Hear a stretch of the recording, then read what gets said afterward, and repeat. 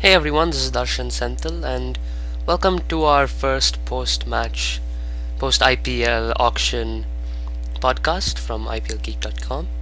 And I'm really sorry I wasn't able to do the pre-match podcasts that I believe I posted one of them on YouTube, but I couldn't do any more because I didn't have the time and I didn't plan properly. I fell ill, a couple of strange things happened, and then by the time I managed to get out of it, IPL auctions were a day away, and I was just like, whoops. So I'm really sorry, and I hope you enjoyed these, and I hope there's some level of compensation for you. So first up, let's just take a look at the team. Of course, I'm doing Kings XI Punjab. I just felt like doing them because they were pretty smart buyers in the auction. They had they had probably the best team at the end of it, and yep, I just like the way they bought players, and I think they'll do really well this league. So let's just check out their retained players. So that's David Miller and Manan Vohra. David Miller, of course, it was kind of obvious that they would retain him if they were going to retain anybody, because first of all, the possibility of them retaining anybody was pretty slim because they had such a terrible 6 years since their last semi-final qualification. They've sort of just missed out when they should have fired, and they sort of fell short. Although they have provided much entertainment, they just missed out on that semi-final berth. So I didn't honestly think that they were going to retain anybody, but they decided to retain two players, and that's interesting. But Manan Vohra was the retainee that I was most surprised with, because he was not, say, extraordinary like Mandeep Singh was in 2012. He was not like anything like that. Mandeep Singh was like in consistent form. He was scoring runs quickly, and he was doing a lot of good stuff for Kings XI. But he was not quite like that. Yes, he was good, but he was not quite the stalwart for them per se. Excuse me. So let's take a look at some of the players they bought. Of course, when you see the list, you see these top three players: Mitchell Johnson, Glenn Maxwell, and George Bailey. Now, that is a brilliant tryout to have in your team when you're playing a T20 game. Mitchell Johnson, searing pace. Glenn Maxwell, of course, devastating hitter and a good spinner as well. And George Bailey, of course, the top order man who scores brilliant runs as well. And the key thing is here that they didn't go exorbitant. They didn't spend exorbitantly on these three. They just kept things to about $1 million, which is expensive, no doubt, but it's fair for somebody of Johnson's class or Maxwell's abilities. Like, this is in crore rupees because I screenshotted it from IPLT20.com, but if you actually put this in like a machine or something, you'd find that it's roughly $1 million. Like, both of these are hovering around the 1 million mark, maybe 960, 12, depends. I'm not exact. I don't know the exact numbers off the top of my head, but it's somewhere around there, like at the $1 million mark. So George Bailey, though, was about half that price. He was somewhere around the 500, I'd say. He was probably one of their best buys. He was fairly cheap, and he's gonna do really well for them, for the Kings XI Punjab. Like, he's also their prime captaincy option, so we can probably call him captain. No offense to guys who think that Sehwag should be captain, but I just feel that Bailey's probably a better captaincy option because he's Australia's seasoned T20 captain, and yeah, that's just what I feel. Of course, they may make Sehwag captain as well. I have no idea, but Bailey's probably a better captaincy option. And then, of course, let's just move on through some of their other key players. Virender Sehwag, of course, devastating opener. He'll make a presence in their side as probably a mentor, anything. He's gonna provide some sort of warmth to their side. 320,000, not too bad. Then Rishi Dhawan, that former Mumbai Indians all-rounder. He was a good bowler for them, and he also played some crucial shots with the bat. Particularly one of those is that ramp shot he hit of Shane Watson in the semi-final that took the pressure off the Mumbai Indians, because it was a really tense game until that point, and that one ramp shot he played like really pretty much swung the pendulum in Mumbai Indians' favor. Then Ridhiman Saha, again a good wicketkeeper batsman. He opened for Chennai last year and he scored pretty well, but unfortunately injury forced him to sit out. Sean Marsh, it's a good thing they got him back. He was in great touch and they wouldn't want to lose somebody like him. So Cheteshwar Pujara, stable batsman. He was scratchy in last year's IPL. He could not keep up to the pace, but he's a solid batsman. Everybody who watches Indian Test cricket knows that he is one of the most solid batsmen India's got today, and he's definitely somebody Punjab could profit from. Björn Hendricks, a little known South African bowler. I'm not even sure if he's got an international cap, but he's got something about him that made Punjab go after him, and I'm sure he will do well for them. His opportunity, of course, will be limited owing to the fact that they have so many different overseas stars, but let's just hope that he does well in whatever opportunity he gets.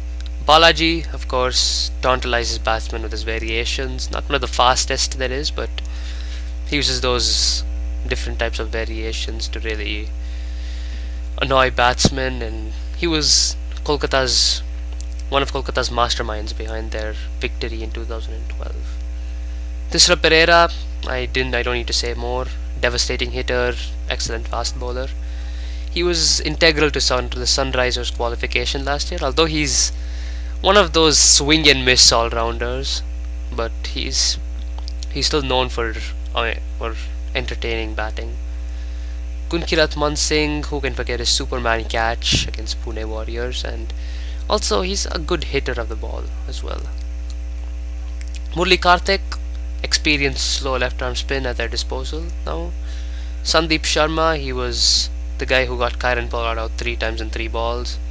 Of course, he's a good bowler. He's a wicket-taking one. He did not have too much of a chance to prove himself because he came into the stage only after Punjab were pretty much out of the tournament. He got a few games, but he did very well for them. He took a fair number of wickets. Now, of course, then they've got a couple of uncapped players. I have no clue. So, they've got Mandeep Singh, of course, excellent batsman. Akshar Rajesh Patel, I don't know much about him. He's gonna be interesting to watch though. Mandeep Singh, yep, he was one of their stars in 2012. Parvinder Awana, raw pace, great bowler to have on their side. Sharul, then of course you've got these 4 uncapped players who we have no idea about, unfortunately, regrettably. They're probably domestic stars who they just picked them up. So now let's just formulate who they would probably want to use in a playing XI. So my thinking is that they will want to have these 3 Australians in there for sure. George Bailey, Glenn Maxwell, Mitchell Johnson, because the thing about these 2 guys, like these 2 guys in particular, Mitchell Johnson of course is going to be batting in at at 8 or 9, but the special thing about these 2 is that they can bat very flexibly around the order. So again, that's one of the big pluses to having them on the side. They can bat whatever you need, whatever the situation. So if the score is 150 for 1 after 15 overs and so they lose a wicket, that's 150 for 1, you can send Glenn Maxwell and he's going to do some damage. Or if you're 75 for 2 after 12 overs, you want to stabilize the innings, you can send Glenn Maxwell in a lot later and he won't mind that as well. He can come in later on and go boom as well. So overall this is a good, these 2 are going to be very flexible. Sehwag of course will be at the top of the order. He's going to be batting at number 1 for sure. Sean Marsh is probably going to be opening with him. Of course there's going to be a lot of conflict here between Sean Marsh or David Miller, but it's going to be interesting to see which 4 they pick, because these 3 I feel are going to be their most likely picks, but who knows, they might go for Sean Marsh over Glenn Maxwell or someone, but I'm just going over some of my views here. Cheteshwar Pujara, another potential opener. Then Björn Hendricks, of course he's not going to get, I doubt he's going to get too much opportunity. Balaji, who's going to lead he's going to partner with Johnson to lead the bowling. Then Murli Karthik takes the spin. Mandeep Singh can squeeze his way in the middle order. Tissa Pereira, of course. Again, it's the overseas limit, because they're going to use David Miller and the 3 Australians, he's not going to get placed. But if they decide to drop, say, Glenn Maxwell or I don't know, George Bailey, he can fit in. But overall, I'm just going to go over some of my views here. So my playing XI, would it be, I would put Sehwag up front. So if this was my playing XI, I would put Sehwag up front, because of course he's the pro opener they've got, and one of their best. I think he's their best bet as an opener. I'm sure he'll enjoy getting some nice runs at the top of the order. This is going to be a big thing for him, this IPL auction, because he's been given a chance by Kings XI to prove he's got a chance to make a sort of statement, looking at the way particularly you see players like Rohit Sharma and Murli Vijay, India's other openers, struggling outside India. So this is a good chance for Sehwag to make a statement and try to get his way back into the Indian team. So I would put Sehwag up as an opener, and I'm gonna make Pujara open with him, because that way there's no forced thing on the overseas limit, and also these two would make a nice contrasting openers. One goes aggressive and one plays nice and steady and anchors the innings well. So these two are who I would put up. Then next I would slot in George Bailey at his favored number 3 position, and I would also make him captain if I would, because he's a seasoned captain. He played in India, although his bowling did struggle, but his team batted very well, of course. And yeah, he's their seasoned T20 he's a T20 captain, and this will be a good chance for him to gain some experience here as well. So I would make Bailey captain. Of course, if Sehwag is captain too, then I won't mind at all, but my personal preference is George Bailey. Next up, I'll probably slot in Mandeep Singh. I'm just gonna say Mandy. Okay, he's got. I'm not sure if he's an all-rounder or not, but I haven't seen him bowl. But he's one of those guys you could definitely play up at number 4 and get some good runs. He actually opened the innings, so he's also another opening option should Pujara fail. So if Punjab find Pujara's not doing well enough, they can slot him in, slap Mandi in as well. Next up, we've got Saha. He's also going to be the keeper, because he's like one of the only keepers they've got here, I think. So he'd be their keeper, and he would definitely provide. He's also another opening option, but of course, yeah, he's a more seasoned middle order player. Opening is an option, but I think he's played middle order more often. Then this is where the carnage truly starts. You've got, first up, we can put in Dave Miller here, number 6, and we can start in Maxwell at number 7. Unfortunately, there's no place for Manan Bohra, but he can, if supposing Punjab don't want to use him, he's a useful sub to have around. So that also depends. Like if they don't want to use Mandeep Singh, they can always slot in Bohra here. My thinking is that Bohra is either going to come in here or over here. My thinking he's going to slot in somewhere around this area. And then of course, once you've got Maxwell, you can already see how devastating this order can be. And don't forget that Maxwell can come in whenever he's needed. He can come in over here, he can come in over here. So Maxwell's very flexible on the order. Then even Bailey, he can, if needed, he can walk down the order, he can move up the order, play with Pujara. So all sorts of things there. So yeah, let's just get rid of those arrows. They're creeping me out. Okay, so yep, just get rid of them.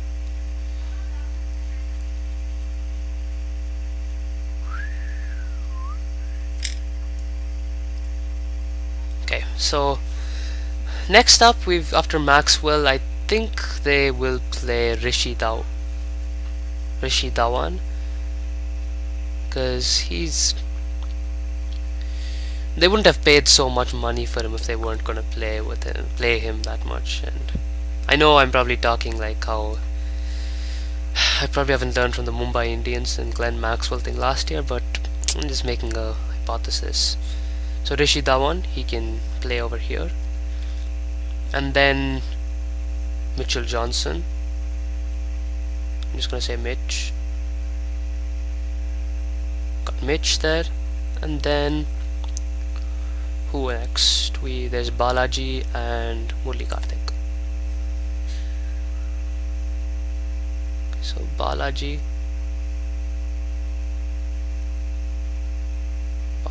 and I'm just going to say MK, Murli Karthik. So yep, this is my thinking for KXIP's XI. KXIP's XI, yeah, sounds very cool. So you got Sehwag and Pujara opening up, then Bailey, Mandeep, Saha. Mandeep and Saha can move around as well. So the thing you got to notice here is that all these guys are flexible. Like Miller can bat at 4, Miller can bat at 5, Saha can open the innings if he has to, Bailey can move down, Maxwell can move up. So this is a good trait of Punjab's middle order. It's not like rigid, it's dynamic, it can move, it can adjust to the situation, and that's a really good thing to have for the Punjab Kings 11 to have right here. And now coming down, oopsies, to the bowling. What's happened? Yep, coming down to the bowling. You got Rishi Dhawan and Mitchell Johnson and Balaji. Like, I'm sure Mitchell Johnson will already have some experience working with Dhawan, so in the Mumbai Indians camp, so these two will work together well. Then Balaji also could assist here. He can slow the ball, and while Mitchell Johnson's dealing with raw pace, he can use his variations. And so if the batsmen decide that they're gonna go after every other bowler, Balaji can be the man who catches the fish and gets the wickets. Then Murli Karthik can deliver some spin. I think Glenn Maxwell also can bowl a couple of overs. Yeah, so but other than that, actually my only concern for them is they haven't got that many bowling options apart from these guys. If they play my XI, they don't have many bowling options. So this is where I feel Tisra Pereira might come into play. They might put him in instead of say Maxwell. They might bring in Pereira for Maxwell, or Pereira for Bailey, or make Sehwag captain. So there are many different things Punjab could do. Or they could bring in Bjorn Hendricks instead of say like Maxwell, or again they can bring in Sandeep Sharma for somebody. It all depends on what Punjab want to do with their squad. But once again, I think Punjab have got a brilliant squad this year.